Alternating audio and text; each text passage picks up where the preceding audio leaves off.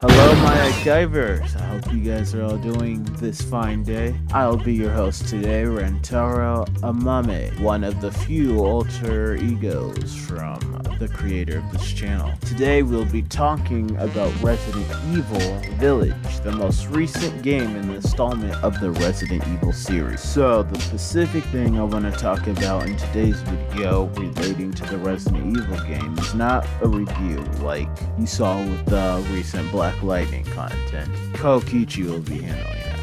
But we will be talking about a theory that's been on my mind ever since experiencing Resident Evil Village and how the game ended. And this theory, I believe, is that ultimately we will see Ethan Winters again. The reason why I believe Ethan Winters will make another appearance in the game through Rose is because we learn in the game that all those are infected by the black mold are basically connected into a hive mind of thinking. We see this in Resident Evil 7, where Ethan talks to the dead members or the uninfected members of the family from Louisiana, where we see them perfectly fine and they explain to Ethan everything that happened. It was something that we never got the clearest explanation, but we just went with. In this game, we see this again with Evelyn's appearance as Ethan learns the true secret of why he's able to just bounce back from any type of wound or any time of hit he gets because he's a mold person. But this theory is also supported by something that I recently learned off of watching some other theory videos on YouTube. And that is, in the ending scene of Resident Evil 8, the car that Rose gets picked up in, surprisingly, if you look in the far distance as the car drives off, there's a person that meets by that car. The theory is that the car stops because of that person. But what was found out by looking into the game deeper was that the model that was used as the person that was walking beside the car was actually Ethan Winters. But the game basically ends with us believing that he's dead because he blows up the Megamycete as his final sacrifice to protect his family from this mold. But that's somewhat unrelated. The theory that I want to go more into is the idea that Ethan may not come back flesh and blood in the next full installment of Resident Evil, but almost as if a force ghost. The reason why I believe this, as I brought up with Evelyn at least, is that I believe as Rose grows in her power, considering Mother Miranda herself and everyone in Resident Evil Village all state one similar thing, and that is Rose is unbelievably powerful, and Mother Miranda sees that and hopes she can use that power to bring back her dead daughter. But to get back to the point that ultimately through the black mold, Ethan will come back as a ghost. I can even see it being a big plot point in the next game. Me and a friend of mine were thinking about what you could possibly do with the next game story-wise, considering we get an ending, but the ending also poses a whole lot of questions on where this series is going to go by killing off our main character and replacing it with basically a super-powered individual that has unbelievable capabilities if we go off of all the other people that are infected with mold and how the game would play. There's some theories saying we may play as Chris. There's some theories saying that we may play as Rose, but her powers are just going to be nerfed or under control to the point where she's going to only be able to use her guns, and she can only use biological powers in certain situations late into the game. But to get into the second part of this Resident Evil theory is that I believe the plot of the next Resident Evil game would be Rose fighting against her two allegiances or her two dualities throughout the game. Like, does she go bad, quote unquote bad, or fight against the BSSA, I believe was the name from Resident Evil. Editor, correct me if I'm wrong. But her choosing where she wants to align herself. In the game, the thing that gave me this theory was the comment of where the guy made a dumb joking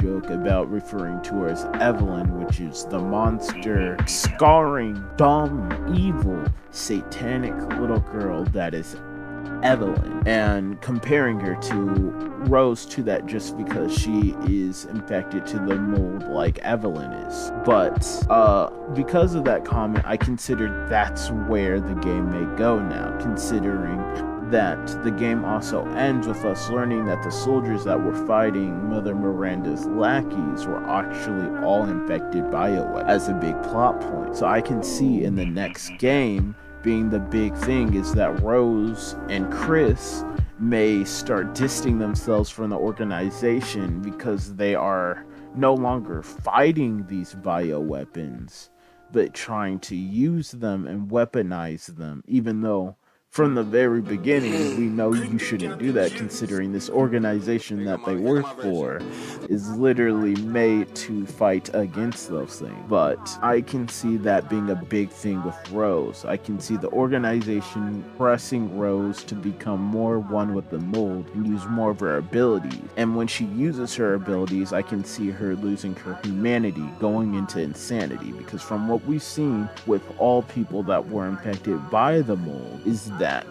their sanity takes a major hit and they start doing crazy things. But I could see as they push her, more stress goes on her, while the only voice of reason that will be really on her side will probably be Mia, who's probably going to be pushed as a civilian, as we've seen how Chris treated her. But the real only person that's going to give Rose any right over what she can do will be Chris himself, considering at this point Chris is basically the godfather of Rose at this point. While at the other side, throughout the game, I can see her having a hard time trying to accept her mold heritage because of everything the mold has done has not helped humanity or anyone. The mold is the reason why her father is dead, and I can see her start having disdain to that side of herself and only see Evelyn when she uses her abilities.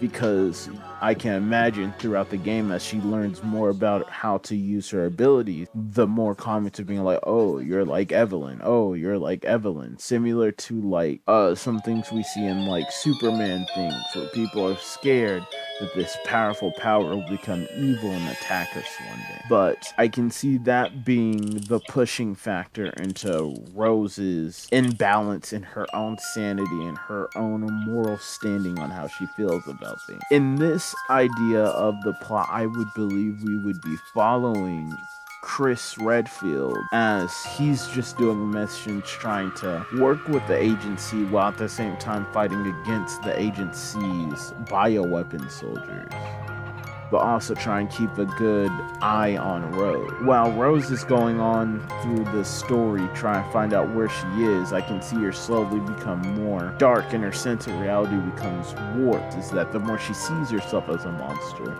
the more she starts acting like a monster, the more her abilities start being more aggressive, attacking, very dangerous and hard to contain, because that's how she sees herself due to the environment she's put in and the scientists and all the agents treating her. While the only ones that really treat her like a normal human being would be Chris and Mia, and maybe not even Chris all the way, considering Chris is also aware of the evils that are in that mold. And I could see that being a big gap in their relationship, where Chris needs to learn to truly accept Rose and see Rose as a person, and not just something that has the potential to go evil. While at the same time, I believe by the end of the game, as things ramp up, I could see Chris or Mia trying to, throughout the game really, to be honest, not even at the end of the game, telling Rose how she can get in touch with all these other people that are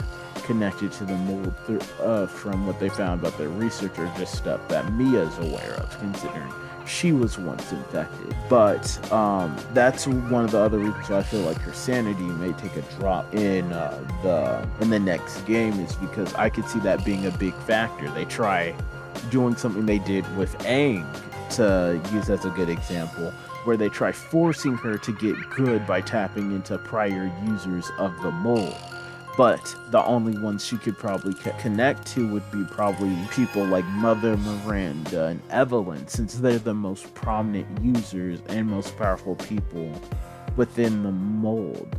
So I could see that being one of the things that also makes her want to distance herself from getting into her powers, of being too scared to accept that is a part of the mold, and therefore her, since she is technically a child of the mold, and her only seeing herself as a bioweapon. But I believe one of the things that I could see someone like Mia or Chris, and depending if they want to bring in some old characters, I don't know, you can throw Claire, and you have those characters try and tell her to look for Ethan. Try to see if you can get in touch with Ethan. While throughout the game, every time when she does, she never does, but she runs into Miranda. She runs into Evelyn, having like weird, almost like PTSD stuff she never experienced, but her father. The reason why I believe she would be able to have like that type of PTSD is because, like I said, the mold connects everyone.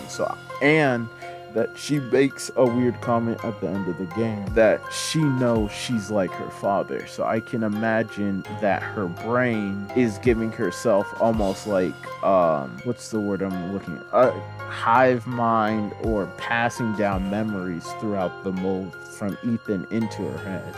So I can see her trying to push through, but she's getting memories that she can't tell are Ethan, but Ethan's memories of these, and that's what's holding her back. Then probably at the climactic part of the game, we could see her like almost at her worst, as, I don't know, Chris or Mia may be in danger, and that's when we finally see Ethan again as he pushes his daughter to keep on going. Because ultimately, this is Ethan's trilogy. It's only that his main part is cut off in the physical aspect, and especially considering they pulled the Evelyn thing 2 times basically, where someone can come back through the mold and talk to those that are alive even though they're dead. I could easily see them do that again. But this video is probably getting long, so I'll leave you all with that. This has been Rantaro Umami. See you all next time. Peace. You hide.